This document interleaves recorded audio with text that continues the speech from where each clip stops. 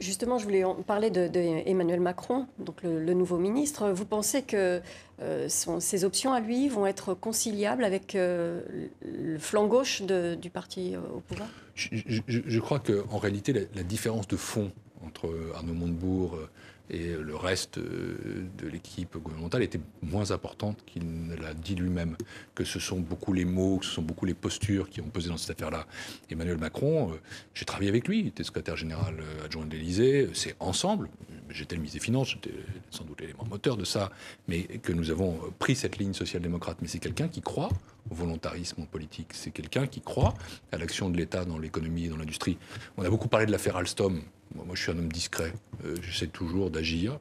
Je ne pense pas suffisamment parfois à mettre en scène.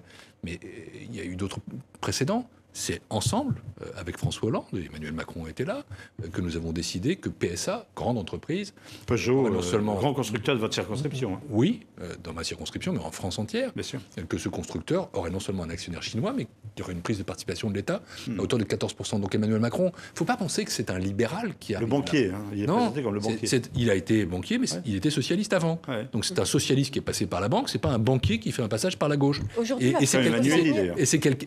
Oui, enfin, je ne dis pas ça parce que je vais fâcher mon ami Henri Emmanueli, il n'aime pas trop qu'on le rappelle.